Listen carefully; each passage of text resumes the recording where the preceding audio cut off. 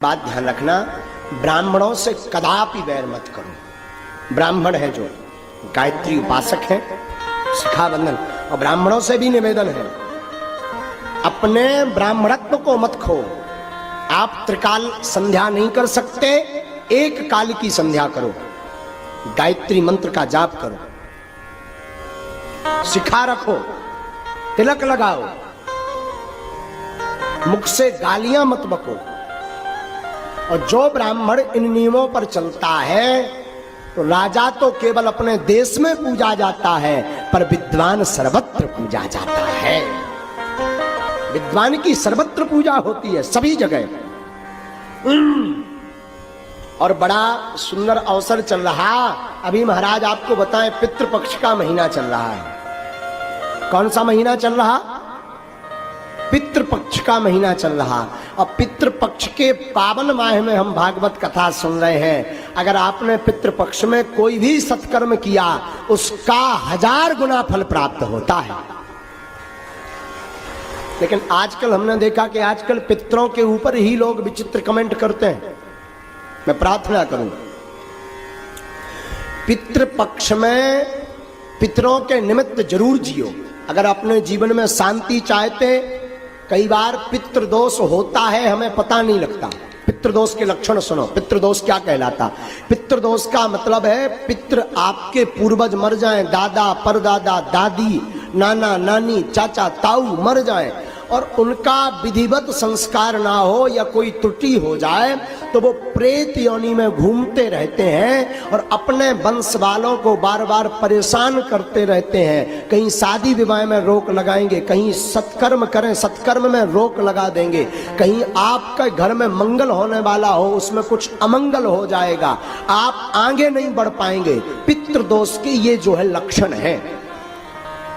पहला लक्षण है, अगर पितृदोष लगा आपको, तो पितृदोष अगर आपको लगा श्रीमान, तो पहला लक्षण है कि पितृदोष में आपको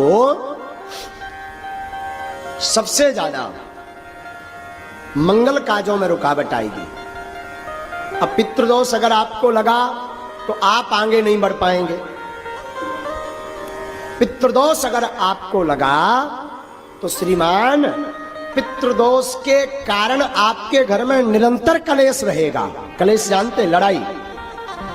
अब पितृदोष अगर आपको लगा तो आपके घर में कभी भी धन संपत्ति नहीं रुकेगी। महाराज ये कैसे पता लगे कि ये पितृदोष है? तो सुनिए, बार बार स्वप्न में मरे हुए लोग दिखाई दें, या बार बार स्वप्न में पूर्वज दिखाई दें, अथवा बार बार भोजन करते समय भोजन में बाल निकले, सिर का बाल निकले, अथवा बार बार कोई भी प्रयत्न करने से सफलता प्राप्त ना हो, तब समझ जाना चाहिए कि आपके ऊपर पितृदोष है। और पितृदोष की निवृत्ति के लिए जो अभी वर्तमान में पितृपक्ष चल रहा है, ऐसे पितृपक्ष में हर वर्ष पितरों के निमित्त कुछ ना कुछ सत्कर्म करो, भगवत कथा करो, दान करो, ब्राह्मण भोज करवाओ, गरीबों को भोजन करवाओ, गौ को ग्रास खिलाओ। ऐसा करने से और पितरों को याद करने से पितृदोष से मुक्ति हो जाती है। लेकिन आजकल हमने देखा, इसे कई जो है कम बुद्धि के लोग, हीन बुद्धि के लोग पितृपक्ष को ही मजाक में ले लेते हैं। कहते ये सब कपोल कल्पना है। मेरी व्यासपीठ से प्रार्थना है श्रीमान, पितृदोष से निवृत्ति चाहिए तो पितृपक्ष में सत्कर्म जरूर करिए, वरना आप एक नहीं 100 मूड के हो जाएं। अगर पितृदोष लगा तो जीवन में आप कभी भी सफल नहीं हो सकते। एक बात। दूसरी बात, शायद धोखे से एक बार सफल हो गए। देखो, प्रतिष्ठा प्राप्त कर लेना कठिन नहीं है आज के सोशल मीडिया के जमाने में। नाम कमा लेना कठिन नहीं है आज के जमाने में, पर प्रतिष्ठा को स्थिर रखना, उच्च स्तर पर बने रहना बड़ा कठिन है। इसलिए पितरों के निमित्त जरूर पूजा करो।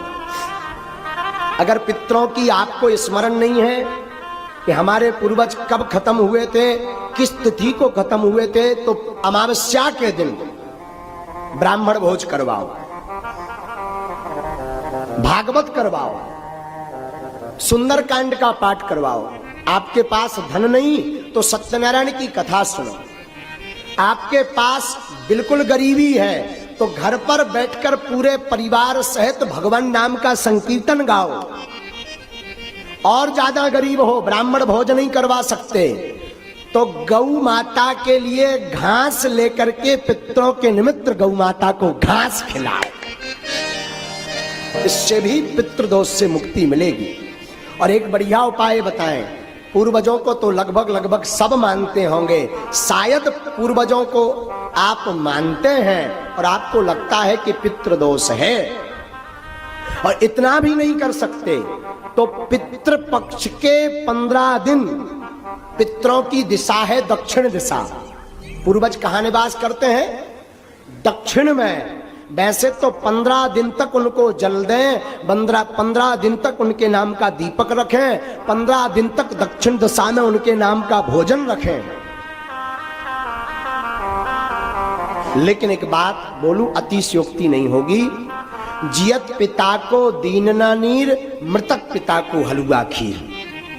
जब तक बाप जिंदा रहो सो पानी नहीं पिलाया, और पिताजी मर गए सो हलवा खीर खवा रहे। हमारे पिताजी कौवा बन के आएंगे और कौवा बन के खाएंगे ठठरी के बरे है? जब तक बाप जिंदा रहा तब तक पानी नहीं पिलाया, और मर गया तो कह रहा कौवा बन के आएगा। कौवा को अंग्रेजी में क्या कहते हैं? क्रॉक्स। हाँ, जो भी हो समझ जाओ है? तो जियत पिता को पानी नहीं पिलाया, मर गया तो बाप कौवा बन के आएगा। और सुनिए, जियत पिता को दंगम दंगा, मृतक पिता पहुंचाए गंगा।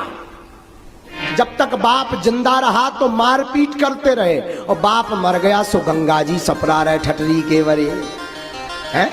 हमारी प्रार्थना है मरने के बाद पितृदोष का विधि तो करो, पर जीते भी पितृ कृपा प्राप्त करने के लिए माता पिता की जिंदा में ही सेवा करो। हाँ।